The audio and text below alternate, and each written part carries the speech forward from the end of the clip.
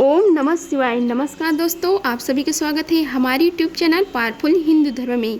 आज हम आप सभी को सावन मास में शिव पुराण महात्म्य में विद्येश्वर संहिता में कथा अध्याय 7 का रसपान कराएंगे, जिसमें वर्णन है शिव निर्णय का। आइए रसपान कीजिए कथा का।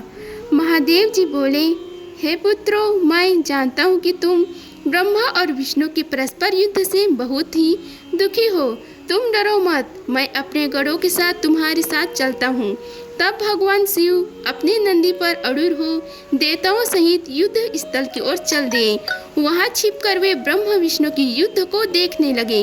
उन्हें जब यह ज्ञात हुआ कि वे दोनों एक दूसरे को मारने की इच्छा से महेश्वर और पशुपति अस्त्रों का प्रयोग करने जा रहे हैं, तो वे युद्ध को शांत करने के लिए महाअग्नि की तुलियां एक स्तंभ रूप में ब्रह्मा और विष्णु के मध्य खड़े हो गए। महाअग्नि के प्रकट होते ही दोनों के अस्त्र स्वयं ही शांत हो गए। अस्त्रों को शांत होते देखकर ब्रह्मा और विष्णु दोनों कहने लगे कि इस अग्नि स्वरूप स्तंभ के बारे में हमें जानकारी करनी चाहिए। दोनों ने उसकी परीक्षा लेने का निर्णय किया। भगवान विष्णु ने सुकर रूप धारण किया और उसको देखने के लिए नीचे धरती में चल दिए। ब्रह्मा जी हंस का रूप धारण करके ऊपर की ओर चल दिए। पाताल में बहुत नीचे जाने पर भी श्री हरि विष्णु जी को स्तंभ का अंत नहीं मिला, अतः वे वापस चले आए। ब्रह्मा जी ने आकाश में जाकर केतकी का फूल देखा। वे उस फूल को लेकर विष्णु जी के पास गए और विष्णु ने उनके चरण पकड़ लिए। ब्रह्मा जी के छल को देखकर भगवान शिव प्रकट हुए। विष्णु जी की महानता से शिव प्रसन्न होकर बोले, हे विष्णु जी, आप सत्य बोलते हैं, मैं आपको अपनी समानता का अधिकार देता हूँ। आगे के कथा वर्णन है ब्रह्म का अभिमान का भंग। नंदकेश्वर बोले, हे महादेव जी, ब्रह्म जी के छल पर अत्यंत क्रोधित हुए। उन्होंने अपने त्रिनेत्र त्रिश्री आँख भैरव जी को प्रकट किया और उन्हें आज्ञा दी कि वह तलवार से ब्रह्म जी को दंड दे। आज्ञा पाते ही भैरव ने ब्रह्म जी के बाल पकड़ लिए और उनका पांचवा सिर काट दिया। ब्रह्म जी डर के मारे कांपने लगे। उन्होंने भैरव के चरण पकड़ लिए तथा क्षमा मांगने लगे। इसे देखकर श्री हरि विष्णु ने भगवान शिव से प्रार्थना की कि आपका कृपा से ही ब्रह्म जी को पांचवा सिर मिला था, अतः आप इन्हें क्षमा कर दें। तब शिव जी की आज्ञा पाकर ब्रह्म को भैरव ने छोड़ दिया।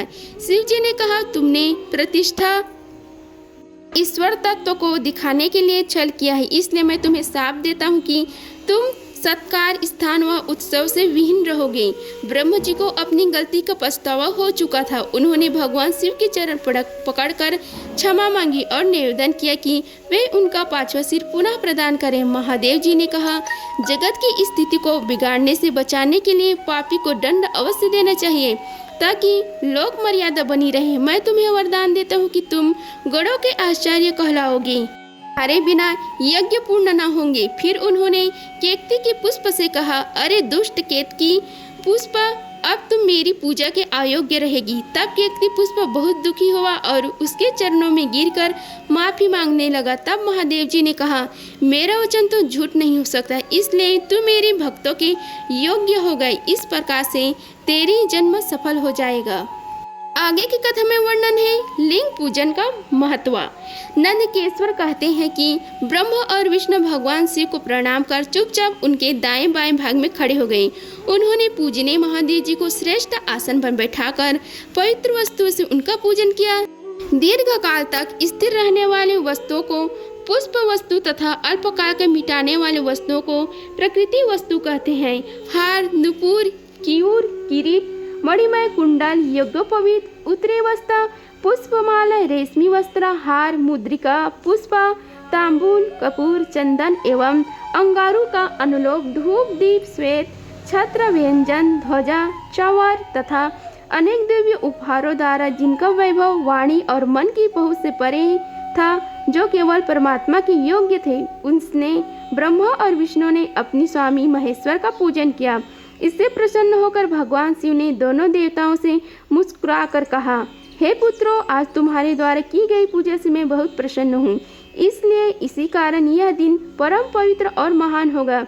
यह तिथि शिवरात्रि के नाम से प्रसिद्ध होगी और मुझे परम प्रिय होगी। इस दिन जो मनुष्य मेरे लिए अर्थात निराकार रूप की यह मेरी मूर्ति अर्थात साकार रूप की दिन रात निराहार रहकर अपनी शक्ति के अनुसार निश्चल भाव से यथोचित पूजा करेगा, वह मेरा परम प्रिय भक्त होगा। पूरे वर्ष भर निरंतर मेरी पूजा करने पर जो फल मिलता है वह फल शिवरात्रि को मेरा पूजन करके मनुष्य तत्काल प्राप्त कर लेते हैं। जैसे पूर्ण चंद्रमा का उदय समुद्र की वृद्धि का अवसर है, उसी प्रकार शिवरात्रि की तिथि मेरी धर्म की वृद्धि का समय है। इस तिथि को मेरा स्थापना का मंगलमय उत्सव होना चाहिए। मार्गशीर्ष में आद्रा नक्षत्र से युक्त पूर्णमासीय प्रतिपदा को ज्योतिमय स्तंभ के रूप में प्रकट हुआ था। इस दिन जो भी मनुष्य पार्वती सहित मेरा दर्शन करता है अथवा मेरी मूर्ति या लिंग की झांकी निकालता है, वह मेरे लिए कार्तिकेय से भी अधिक प्रिय है। इस शुभ दिन मेरे दर्शन मात्र से पूरा फल प्राप्त होता है। यदि दर्शन के साथ मेरा पूजन भी किया जाए तो इतना अधिक फल प्राप्त होता है कि वाणी द्वारा उसका वर्णन नहीं किया जा सकता। लिंग रूप में प्रकट होकर मैं बहुत बड़ा हो गया था, अतः लिंग के कारण यह भूतल लिंग स्थान के नाम से प्रसिद्ध हुआ। जगत के लोग इसका दर्शन और पूजन कर सके, इसके लिए यह अनादि और अनंत ज्योति स्तंभ अथवा ज्योतिमय लिंग अत्यंत छोटा हो जाएगा। यह लिंग सब प्रकार के भोग सुलभ करने वाला तथा भोग और मोक्ष का एकमात्र साधन है। इसका दर्शन स्पर्श और ध्यान प्राणियों को जन्म और मृत्यु के कष्ट से छुड़ाने वाला है। शिवलिंग के यहाँ प्रकट होने के कारण यह स्थान अरुणाचल नाम से प्रसिद्ध होगा तथा यहाँ बड़े बड़े तीर्थ प्रकट होंगे। इस स्थान पर रहने या मरने से जीवों को मोक्ष प्राप्त होगा। मेरे दो रूप हैं, साकार और निराकार। पहले मैं स्तंभ रूप में प्रकट हुआ, फिर अपने साक्षात रूप में। ब्रह्म भाव मेरा निराकार रूप है तथा महेश्वर भाव मेरा साक्षात रूप है। ये दोनों ही मेरे सिद्ध रूप में हैं। मैं ही पर ब्रह्म परमात्मा हूँ। जीवों पर अनुग्रह करना मेरा कार्य है। मैं जगत की वृद्धि करने वाला होने के कारण ब्रह्म कहलाता हूँ। सर्वत्र स्थित होने के कारण मैं ही सबकी आत्मा हूँ। सर्ग से लेकर अनुग्रह तक जो जगत संबंधी 5 कृत्य हैं वे सदा ही मेरे हैं। मेरे ब्रह्म रूपता का बोध कराने के लिए पहले लिंग प्रकट हुआ, फिर अज्ञात ईश्वर का साक्षात्कार करने के लिए मैं जगदीश्वर रूप में प्रकट हो गया। मेरा साकार रूप मेरे ईश्वर तत्व का और निष्कार रूप मेरे ब्रह्म रूप का बोध कराता है। मेरे लिंग मेरा स्वरूप है और मेरे समीप्य की प्राप्ति करने वाला है। मेरे लिंग की स्थापना करने वाले मेरे उपासक को मेरी समानता की प्राप्ति हो जाती है तथा मेरे साथ एक तत्व का अनुभव कराता हुआ संसार सागर से मुक्त हो जाता है। वह जीते जी परम आनंद की अनुभूति करता हुआ शरीर का त्याग कर श्रीलोक को प्राप्त होता है, अर्थात मेरा ही स्वरूप हो जाता है। मूर्ति की स्थापना लिंग की अपेक्षा गौड़ है। यह उन भक्तों के लिए है जो अनुशील में सक्षम नहीं है। आगे की कथा में वर्णन है प्रणव एवं पांचाक्षर मंत्र की महत्ता। ब्रह्मा और विष्णु ने पूछा, हे प्रभु, सृष्टि आदि 5 कृत्यों के लक्षण क्या है, यह हम दोनों को बताइए। भगवान शिव बोले, मेरे कर्तव्यों को समझना अत्यंत गहन है, तथापि मैं कृपा पूर्वक तुम्हें बता रहा हूँ। सृष्टि, पालन, संहार, तिरोभाव और अनुग्रह मेरे जगत संबंधी 5 कार्य हैं जो नित्य सिद्ध हैं। इस संसार की रचना का आरंभ सृष्टि कहलाता है। मुझसे फलित होकर सृष्टि का सुस्थिर रहना उसका पालन है। इसका विनाशी संहार है। प्राणों के उत्क्रमण को तिरोभाव कहते हैं। इन सब से छुटकारा मिल जाना ही मेरा अनुग्रह है, अर्थात मोक्ष है। ये मेरे 5 कृत्य हैं। सृष्टि आदि 4 कृत्य संसार का विस्तार करने वाला है। 5वां कृत्य मोक्ष का है। मेरे भक्तजन इन 5 कार्यों को 5 भूतों में देखते हैं। सृष्टि धरती पर, स्थिर जल में, संहार अग्नि में, तिरोभाव वायु में और अनुग्रह आकाश में स्थित है। पृथ्वी से सबकी दृष्टि होती है। जल से वृद्धि होती है। आग सबको जला देती है। वायु एक स्थान से दूसरे स्थान पर ले जाती है और आकाश सबको अनुग्रहित करता है। इन 5 कृत्यों का भार वहन करने के लिए मेरे ही 5 मुख हैं। 4 दिशाओं में 4 मुख और इनके बीच 5वां मुख है। हे पुत्रों, तुम दोनों ने मुझे तपस्या से प्रसन्न कर सृष्टि और पालन 2 कार्य प्राप्त किए हैं। इसी प्रकार मेरी विभूति स्वरूप रुद्र और महेश्वर ने संहार और तिरोभाव कार्य मुझसे प्राप्त किए हैं, परंतु मोक्ष मैं स्वयं प्रदान करता हूँ। मैंने पूर्व काल में अपने स्वरूप भूत मंत्र का उपदेश किया है जो ओमकार रूप में प्रसिद्ध है। यह मंगलकारी मंत्र है। सर्वप्रथम मेरे मुख से ओमकार प्रकट हुआ जो मेरे स्वरूप को बोध कराता है। इसका स्मरण निरंतर करने से मेरा ही सदा स्मरण होता है। मेरे उत्तरवर्ती मुख से अकार का, पश्चिम मुख से उकार का, दक्षिण मुख से मकार का, पूर्ववर्ती मुख से बिंदु का तथा मध्यवर्ती मुख से नाद का प्रगटीकरण हुआ है। इस प्रकार इस 5 अवयवों से ओमकार का विस्तार हुआ है। इन 5 अवयवों से एक आकार होने पर प्रणव ओम नामक अक्षर उत्पन्न हुआ। जगत में उत्पन्न सभी स्त्री पुरुष इस प्रणव मंत्र में व्याप्त है। यह मंत्र शिव शक्ति दोनों को बोधक है। इसी से पंचाक्षर मंत्र ओम नमः शिवाय की उत्पत्ति हुई। यह मेरा सकार रूप का बोधक है। इस पंचाक्षर मंत्र से मातृका वर्ण प्रकट हुए हैं जो 5 भेद वाले हैं। इसी से शिरो मंत्र संहिता त्रिपदा गायत्री का प्रकट हुआ है। इसी प्रकार गायत्री से संपूर्ण वेद प्रकट हुए और उन वेदों से करोड़ों मंत्र निकले। उन मंत्रों से विभिन्न कार्यों की सिद्धि होती है। इस पंचाक्षर प्रणव मंत्र से सभी मनोरथ पूर्ण होते हैं। इस मंत्र से भोग और मोक्ष दोनों प्राप्त होते हैं। नंदिकेश्वर कहते हैं जगदम्बा उमा गौरी पार्वती के साथ बैठे महादेव ने उत्तरवर्ती मुख में बैठे। ब्रह्मा और विष्णु को पर्दा करने वाले वस्त्र से आच्छादित कर उनके मस्तक पर अपना हाथ रखकर धीरे धीरे उच्चारण कर उन्हें उत्तम मंत्र का उपदेश दिया। 3 बार मंत्र का उच्चारण करके भगवान शिव ने उन्हें शिष्यों के रूप में दीक्षा दी।